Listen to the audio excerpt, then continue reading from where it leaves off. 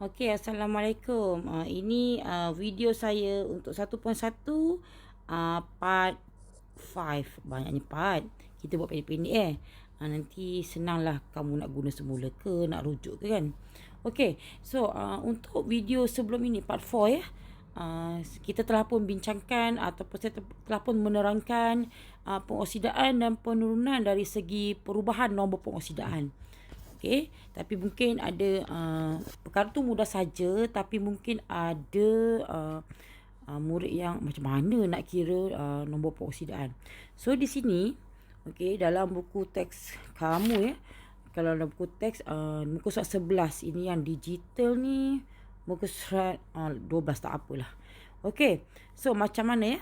Okey, ni penentuan nombor pengoksidaan. Okey, macam mana kita nak tentukan nombor pengoksidaan? Okey, apakah nombor pengoksidaan? Nombor pengoksidaan atau keadaan pengoksidaan ialah cas unsur dalam sebatian jika pemindahan elektron berlaku dalam atom untuk membentuk ikatan kimia dengan atom lain.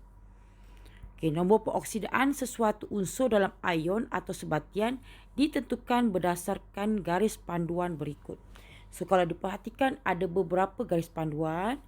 Kalau diperhatikan ada 1, 2, 3, 4, 5, 6, 7, 8. Ada 8 garis panduan yang kamu kena ingat. Okey, supaya kamu dapat menentukan nombor pengoksidaan dengan betul. So, garis panduan yang pertama, nombor pengoksidaan bagi semua unsur ialah sifar. Okey, untuk unsur semua sifar. Okey, unsur semua sifar. Okey. Kan, unsur semua sifar. Na tak nampak, orang tak tulis. Kalau unsur sifar. So ini dia. Okey. Garis panduan yang kedua, nombor pengoksidaan bagi ion monoatom. Okey, ingat, ion monoatom adalah bersamaan dengan cas ion itu. Contoh, ion kuprum 2, ion kalium, ion bromida. Tengok, ion kuprum 2. Saya besarkan. Besar lagi tak? Ion kuprum 2. Casnya 2 kan? 2 positif kan? Jadi nombor pengoksidaan pun positif 2. Boleh? Kalau ion kalium, casnya 1. So nombor pengoksidaan positif 1. Ini kalium macam ni, cas 1 lah. Tapi orang tak tulis macam tu. Okey? Jadi pengoksidaannya positif 1. Samalah bromida. Apa lagi? Oksida, aluminium. Tengok dia punya cas. Okey, ini diguna pakai untuk ion monoatom. Itulah juga ada punya nombor pengoksidaan. Okey. Yang ketiga. Ketiga ya, panduan yang ketiga, nombor pengoksidaan unsur dalam sebatiannya bagi kumpulan 1, 2 dan 13 dalam jadual berkala masing-masing ialah posisi 1, 2, 3. Okey, automatik kalau kumpulan 1 lithium, casnya posisi 1. Natrium, casnya posisi 1 kan? Ini kan kumpulan 1. Okey, macam magnesium oksida, magnesium kan kumpulan 2, positif 2. Aluminium klorida, aluminium kan kumpulan 13, so positif 3. Tu kamu ingatlah. Jadi contoh kalau macam ni, berapa nombor pengoksidaan untuk aluminium? Kamu tahu dia kumpulan 13. Jadi nombor pengoksidaan 3. Macam tu. Boleh. Okey, yang keempat. Jumlah nombor pengoksidaan atom unsur dalam suatu sebatian ialah sifar. Okey. Contoh, jumlah nombor pengoksidaan natrium klorida. Natrium klorida. Kamu nampak tak sebaran cas kat luar tu? Tak ada kan? Jadi bersama sifar lah. So, contoh macam ni lah. Okey.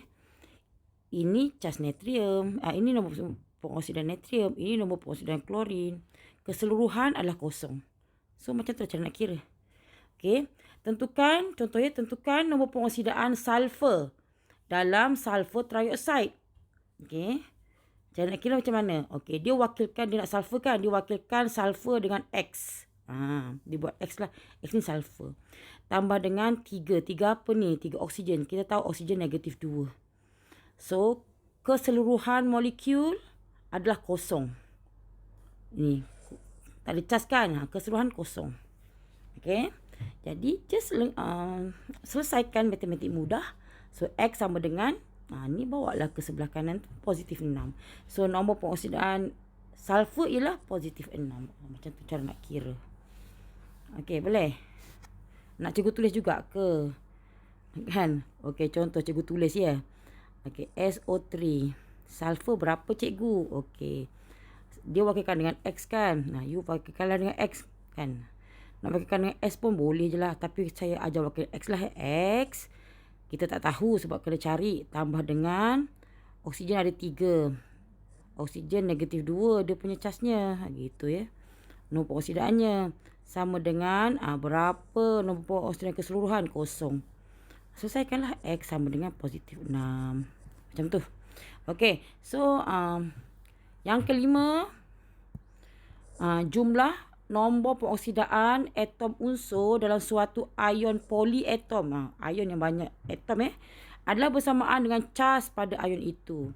Okey, contoh jumlah nombor pengoksidaan bagi ion amonium. Jumlah nombor pengoksidaan bagi ion amonium. Ini ion amonium. Okey. Kan? Jadi dia punya nombor pengoksidaan yang mana? Dia kata nombor pengoksidaan bersama dengan charge ion. Inilah dia. Ini dia tolong kira lah. Contoh dia tolong kira ya. Kan NH4. Ion amonium kan macam tu kan. Kita pun tanya. Apa nombor pengoksidaan ion amonium? Sebenarnya nombor pengoksidaan ion amonium. Ini kita punya polyatom. Ada banyak atom kan ni. Inilah dia. Tapi nak confirmkan tu kita cuba kira lah. Gitu. Okey.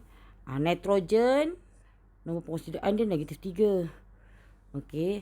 Tambah dengan 4 hidrogen. Hidrogen kan kumpulan 1. So dia positif 1 lah. Cubalah selesaikan. Negatif 3 tambah 4. Mestilah positif 1. So amonium positif 1 lah. Okey. So, di sini tentukan nombor pengoksidaan karbon dalam karbonat, ion karbonat kan? Ion karbonat. So, nombor pengoksidaan negatif 2 lah, ini dia. Kalau karbon duoksida, kamu tak nampak charge-nya kan? Itu kosong maksudnya. Okey. Boleh. So, kalau macam ni, dia nak karbon kan? Kita karbon tak tahu. Dia dah ajar lah ni. Karbon dia wakilkan dengan X. Okey, tambah dengan 3. 3 negatif 2. Kenapa oksigen ada 3. Okey, sama dengan keseluruhan nombor pengoksidaan ion ini negatif 2. Tengok sini, ada charge-nya. So, just lengkapkan. Selesaikan. Dapatlah karbon itu sebenarnya adalah positif 4 dalam situasi ini. Okey, yang keenam. Nombor pengoksidaan bagi hidrogen dalam sebatian biasanya positif 1. Sebab ada kumpulan 1 kan. Ada kecuali. Untuk logam hidrida dia negatif 1. So kita kena tengoklah apa dia logam hidrida. Kan? Nombor pengoksidaan hidrogen dalam sebatian hidrogen klorida. Berapa hidrogen? Kalau kat sini. Buat je macam ni. Dia dah tunjukkan.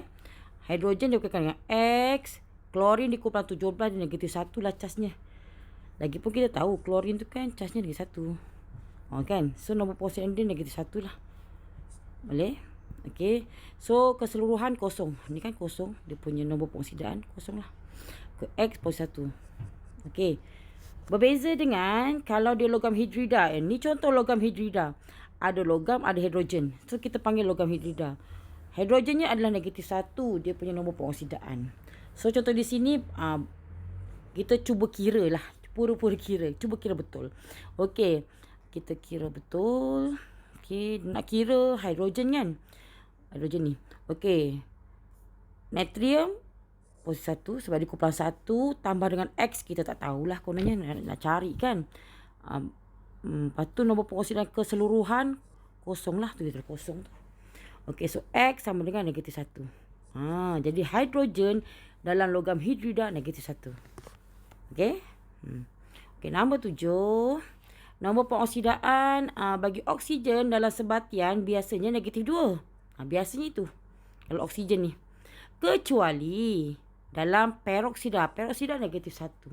So, kalau macam biasa, kalau bukan peroksida, magnesium Oksida di sini dia negatif 2 lah. Kita nak sahkan, kita buat macam ni lah.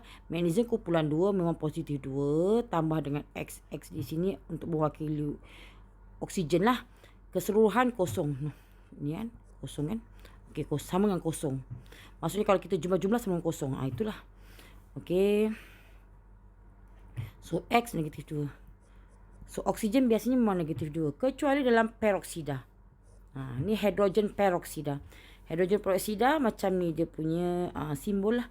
Dia punya formula H2O2. Ini peroksida.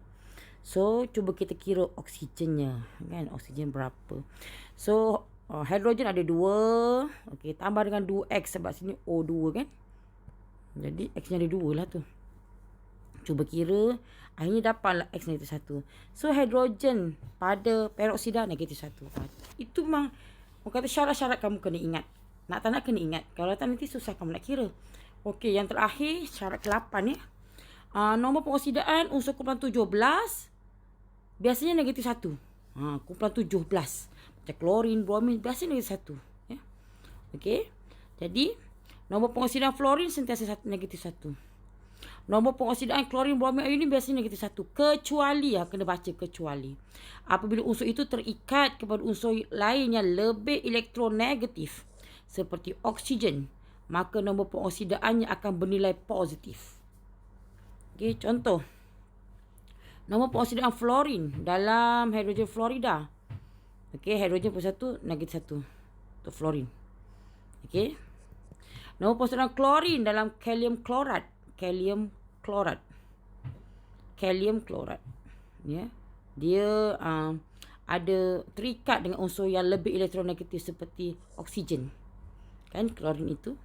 Dia jadi macam mana? Okey. Klorin kita baru nak cari. Jadi klorin kita wakilkan dengan X. Positif 1 di sini adalah kalium kumpulan 1. Negatif 2 di sini adalah oksigen. Kita selesaikan dapatlah positif 1. Okey. Boleh? Okey. So nombor pengoksidaan bromin dalam ion bromat. Ion bromat. Bromin dalam ion bromat. Dia terikat dengan unsur yang lebih elektronegatif. Kita cuba tengok. Bromin kita wakilkan dengan X. Oksigen ada 3, so 3 negatif 2. Sama dengan negatif 1. Negatif 1 ini keseluruhan ion ini. Okey. Ion polyatom berapa dia punya charge ataupun nombor pengoksidaan negatif 1. Boleh? So kita selesaikanlah. X bromin sama dengan positif 5. Walaupun biasanya kumpulan 17 ini negatif 1, tapi kamu kena lihat kalau dia terikat dengan unsur yang lebih elektronegatif seperti oksigen, okey, nombor pengoksidaannya akan jadi positif. Cantik ya? Okey, ingat 8 syarat ini. Jadi latihan untuk hari ini. Okey. Kamu kena selesaikanlah aktiviti 1D. Cikgu bagi satu contoh je lah. Cikgu bagi contoh yang pertama.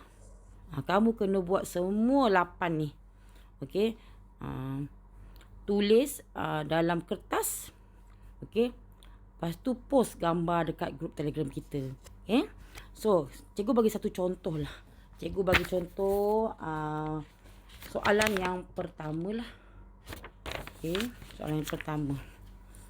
Kalau dalam buku okey, bagi contoh pertama lah. Macam mana tu? Saya bagi tulis kat sini je lah, senang ya. Okey. Mangan, saya bagi yang ni ya. Mangan. Okey. Dia nak yang MN ya. Okey, bagi kita buat ya. Kita wakilkan MN dengan X lah. X sama dengan X sama dengan X tambah dengan ada 4 oksigen kan. Oksigen kebiasaannya negatif 2 lah. Memang negatif 2. Ini bukan peroksida yang tiba-tiba jadi negatif 1. So sama dengan nombor pengoksidaan keseluruhan yang ni. Negatif 1. Okay. So je selesaikan. Matematik mudah kan. So X sama dengan negatif 1 tambah 8. Jadi X adalah positif 7. Macam tu. Okay. Sila buat latihan ini dengan menunjukkan cara pengiraan ya. Jawapan dalam buku teks tak ada cara pengiraan. Jadi kamu kena tunjuk cara pengiraan. Buatlah 2, 3 semua ni.